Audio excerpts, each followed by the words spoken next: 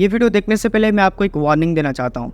अगर आप थोड़े लाइट हार्टेड पर्सन हैं, स्पेशली फॉर फीमेल्स, मैं तो रिकमेंड करूँगा कि आप ये वीडियो मत ही देखो, क्योंकि ये हो सकता है आफ्टर वाचिंग दिस वीडियो आप अपने डे टू डे लाइफ में जीने में भी स्ट्रगल करो, और इट्स वेरी पॉसिबल कि ये केस आपके दिमाग में ही रुक जाए और आप कमेंट में आके स्पैम करने लगो, भाई ये दिमाग से नहीं जा रहा है। एंड आई एम सॉरी, मैं आपके दिमाग में अगर कोई डिस्टर्बेंस क्रिएट करता हूँ, but this is going to the most disturbing video of internet you have ever watched। ये फोटो देखो, काफ़ी खूबसूरत है ना। आप सोचो इसके साथ क्या हुआ होगा, रेप हुआ होगा, मर्डर हुआ होगा। और आई गेस आपने जो दिमाग में सबसे ग्रूसम क्राइम सोच रखा है, इसके साथ उससे भी बुरा हुआ है। जब आप इसके पीछे की बैक स्टोरी, इस लड़की के साथ हुए वो हैवानियत को सुनोगे तो आपकी रूह तो नहीं बोलूँगा, ये तो बहुत छोटा सा वर्ड है इसके लिए, आपका मेंटल स्टेट किस हद तक जा सकता है ये आप वीडियो को देख के बाद ही आपको पता चलेगा। नॉर्मल इंसान तो ऐसा सोच ही नहीं सकता कि एक इंसान के साथ इतना बुरा भी हो सकता है। जो एक्सट्रीम पेन, दर्द इसने सहा है, उसको एक्सप्लेन करने के लिए मेरे पास वर्ड नहीं है। एंड एक दो दिन के लिए नहीं, पूरे 44 डेज तक इस लड़की ने इसको झेला है। अगर आपके फैमिली में कोई फीमेल है, आई एम डैम श्योर इस वीडियो को देखने के बाद आप उस हर एक आदमी पे नज़र रखोगे जो आपके घर के फीमेल से मिलता जुलता है। 1988 जापान। जंको फुरुटा एक हाई स्कूल में पढ़ने वाली 17 साल की लड़की थी। She was very famous in school circle. वो काफ़ी इंटेलिजेंट थी एंड देखने में काफ़ी खूबसूरत थी। सो फॉर दिस स्कूल में उसके पीछे सारे दीवाने थे, सारे लड़के उसके पीछे पागल थे। एक लड़का उसमें से था हिरोशी मियानो।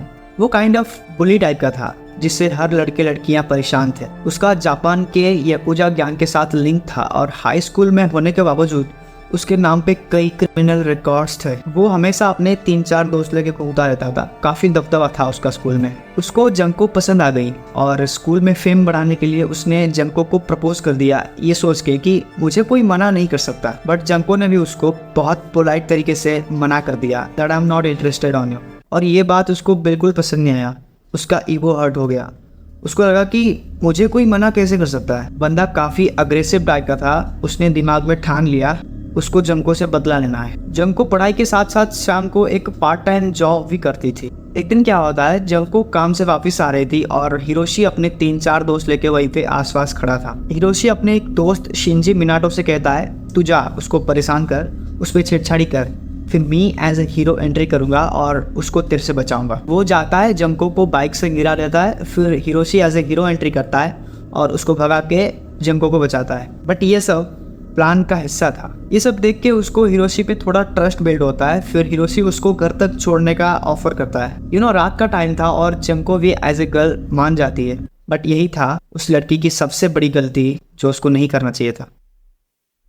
हिरोशी उसको घर के बजाय एक अबंडन वेयर हाउस में लेके जाता है। फिर उसको डरा धमका के बोलता है, अगर तुमने एक भी लफ्ज़ बोला तो मैं तुम्हारे सारे फैमिली मेंबर्स को ख़त्म कर दूंगा। क्योंकि उसका याकुजा गैंग के साथ लिंक था, तो बेचारी बेबस होके पड़ी रही। फिर उसने अपने 3 दोस्त जो उगुरा, शिंजी मिनाटो, यासुशी वातानाबे को बुलाया और ये चारों मिलके उसको शिंजी के घर ले गए, जहाँ पे उसका फैमिली भी रहता है। दूसरी साइड जंको की फैमिली परेशान होके एक मिसिंग फाइल रिपोर्ट कर देती है पुलिस को। और ये बात जब हिरोशी को पता चलता है, वो जंको को थ्रेटन करता है और उसके घर कॉल लगवाता है और ये बोलने को कहता है, यस मैं बिल्कुल ठीक हूँ, मैं एक फ्रेंड के घर आई हूँ and I am totally safe. अब घर वालों को थोड़ी तसल्ली हो गई, हमारी बेटी जहाँ भी है वो सेफ है। और यहीं से शुरू होता है वो दर्दनाक मंजर जो एक नॉर्मल इंसान कभी सपने में भी नहीं सोच सकता। शिंजी, जिसके घर में वो जंको को रखे हुए थे, वह भी उनका मेन हाइडिंग पॉइंट बन चुका था। Hiroshi along with his 3 friends अभी उस लड़की को रेप करना स्टार्ट करते हैं।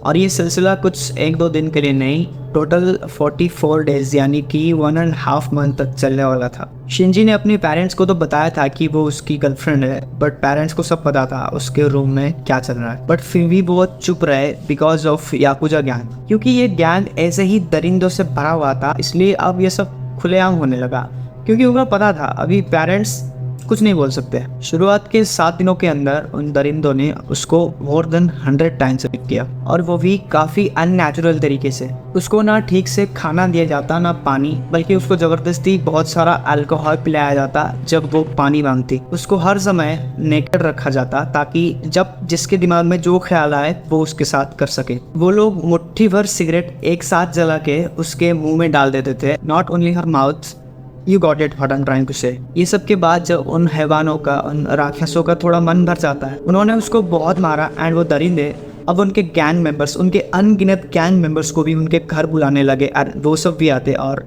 उस बंद कमरे में उस लड़की के साथ जो ख्याल आए वो करके जाते। बट ट्रस्ट मी, ये भी इस कहानी का सबसे बुरा पार्ट नहीं है। अब मैं जो बोलने वाला हूँ उसी ने ही पूरे जापान एंड इस दुनिया को हैरान कर दिया।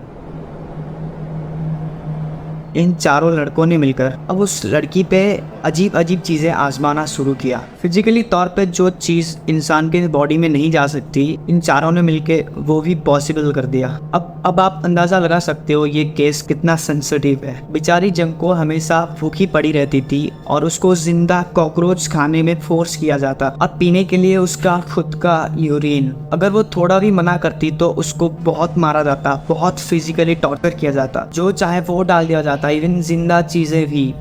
वो बस नाम की जिंदा थी पर उसमें जान थोड़ा भी नहीं था। मुझे तो समझ नहीं आ रहा कोई इंसान का औलाद ऐसा भी कर सकता है। फिलहाल ये सब के बाद जब जंको की बॉडी पूरी डिस्ट्रॉय हो चुकी थी तो उनके दिमाग में एक ख्याल आया उसको और सजा दिया जाए। जो सजा मैं अभी आपको बोलने वाला हूँ वो सुन के आपके रोंगटे खड़े हो जाएंगे। उन्होंने उस पर ऑयल डाल के उसको जलाना शुरू किया।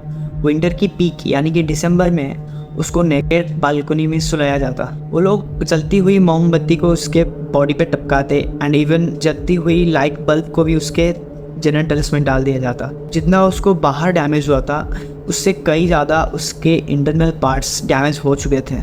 अब वो दर्द को महसूस करना भूल चुकी थी क्योंकि उस पर इतना एक्सपेरिमेंट किया जा चुका था। आखिर 44 डेज के नाइटमेयर के बाद जंको दम तोड़ देती है।